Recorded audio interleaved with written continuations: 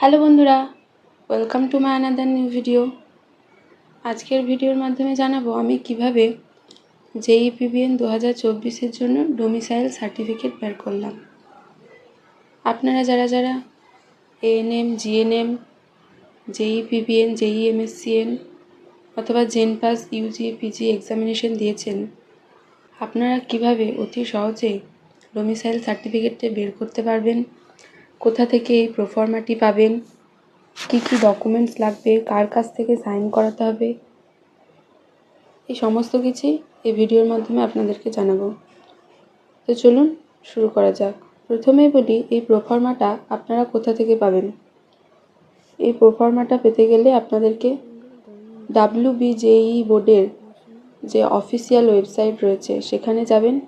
সেখানে গিয়ে এখানে দেখতে পাচ্ছেন স্ক্রিনে যে এক্সামিনেশন লেখাটি রয়েছে, এখানে ক্লিক করে আপনারা যারা নিজেদের যা এক্সামিনেশন দিয়েছেন, কেউ জেইপিবিএন, কেউ জেইএমএসসিএন, এএনএম, জিএনএম, সেই এক্সামিনেশনে ক্লিক করার পরে দেখবেন আপনাদের সামনে এরকম একটি পেজ ওপেন হবে। এখানে কারেন্ট ইভেন্টস বলে লেখা রয়েছে। কারেন্ট ইভেন্টসের আন্ডারে দেখুন প্রফরমাস ফর সার্টিফিকেটস জেইপিবিএন। আমি জেইপিবিএনটা দেখাচ্ছি।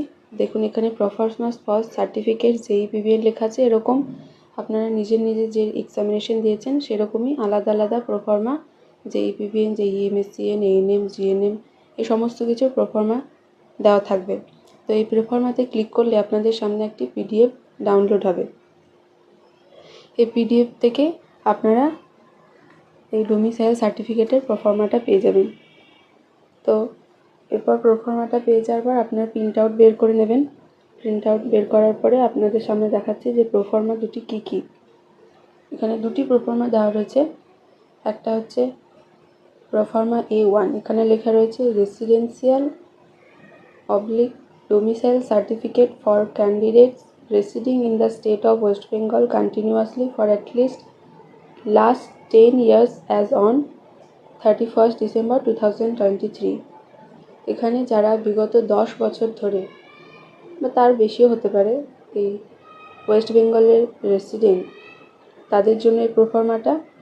আর যারা এই যে প্রোফর্মা বি বলে একটা প্রোফর্মা দেওয়া রয়েছে, এখানে লেখা রয়েছে রেসিডেন্সিয়াল বা domicile certificate for candidates not residing in the state of West Bengal but whose parents is or are permanent residents of West Bengal having their permanent home address within West Bengal. মানে যারা পার্মানেন্ট রেসিডেন্ট নয় অথচ তাদের বাবা মা বা প্যারেন্টসরা পার্মানেন্ট রেসিডেন্ট, মানে তাদের হোম অ্যাড্রেস ওয়েস্ট বেঙ্গলে, তাদের জন্য এই প্রোফর্মাটা। তো আশা করছি বেশিরভাগ জনই প্রোফর্মা A1-এর ক্যাটাগরির মানুষজন, মানে যারা ওয়েস্ট বেঙ্গলের পার্মানেন্ট রেসিডেন্ট। তো এই প্রোফর্মাটাকে আপনাদের কিভাবে ফিল আপ করতে হবে, মানে কী কী জায়গাটা ইম্পর্টেন্ট ফিল আপ করার জন্য সেটা দেখে নিই। প্রথমে লেখা রয়েছে সার্টিফাইড দ্যাটের পরে যার নামে, মানে যে ক্যান্ডিডেটের নামে আমি প্রোফর্মাটা ফিল আপ করবো সেই ক্যান্ডিডেটের নাম হবে, তারপর সন বা ডটার অফ, মানে বাবার নাম হবে, তারপরে বলেছে ইজ এ রেসিডেন্ট বা permanent resident of West Bengal at village আর হাউস নং, ভিলেজ অথবা হাউস নাম্বার দিতে হবে। স্ট্রিট, যাদের স্ট্রিট আছে তারা দেবেন, যাদের নেই তাদের দেবেন না। তারপরে post office, police station in the district of, কোন ডিস্ট্রিক্টের আন্ডারে, আন্ডার ড্যাশ অ্যাসেম্বলি কনস্টিটিউয়েন্সি, কোন অ্যাসেম্বলি কনস্টিটিউয়েন্সির আন্ডারে পড়ছেন সেটা লিখতে হবে। আপনারা যদি না জেনে থাকেন অ্যাসেম্বলি কনস্টিটিউয়েন্সি কোন আন্ডারে পড়ছে, আপনারা যেখানে যে অথরিটির কাছে সাইন করাতে যাবেন সেখানে জিজ্ঞেস করলে ওনারা বলে দেবেন। তারপরে দেখি এখানে বা সাইডে রয়েছে পেস্ট 4 সেমি ইন্টু 3 সেমি সাইজ রিসেন্ট কালার ফটোগ্রাফ। একটা কালার ফটোগ্রাফ দিতে হবে, 3 সেমি আর 4 সেমি একটা কালার ফটোগ্রাফ দিতে হবে। আর ডান দিকে ক্যান্ডিডেটদের সাইন করতে হবে, কিন্তু এখানে কি বলেছে, candidate must sign here in front of certifying authority. যে অথরিটির কাছ থেকে আপনারা সাইন করাবেন সেই অথরিটির সামনে আপনাদেরকে সাইন করতে হবে। তো আগে থেকে সাইন করবেন না, ওই অথরিটির সামনে গিয়ে ওনারা যখন বলবেন তখন সেই সামনে সাইনটা করবেন। বাকি নিচে যে কলামগুলো রয়েছে সেগুলো আপনাদের জন্য না, সেগুলো যেই ডিপার্টমেন্ট থেকে সাইন করা হবে তারা সাইন করে যে কলামগুলো আছে ফিল আপ করে আপনাদেরকে দিয়ে দেবে। তো এই গেল প্রোফর্মা A1। তো এটা ফিল আপ করার সঙ্গে সঙ্গে আপনাদেরকে মানে কী কী ডকুমেন্টস নিয়ে যেতে হবে সেটা প্রথমে হচ্ছে ডোমিসাইল প্রফর্মা নিয়ে যাবেন। অ্যাপ্লিকেশন লেটার, কী জন্য আপনি এই ডোমিসাইল সার্টিফিকেটটা বের করছেন সেই অ্যাপ্লিকেশন লেটার, রেসিডেন্সিয়াল সার্টিফিকেট, আপনারা পঞ্চায়েত এলাকার অধিবাসী হলে পঞ্চায়েতের কাছ থেকে, কিংবা মিউনিসিপ্যাল কর্পোরেশনের থাকলে মিউনিসিপ্যাল কর্পোরেশনের কাছ থেকে একটা রেসিডেন্সিয়াল সার্টিফিকেট বানাবেন।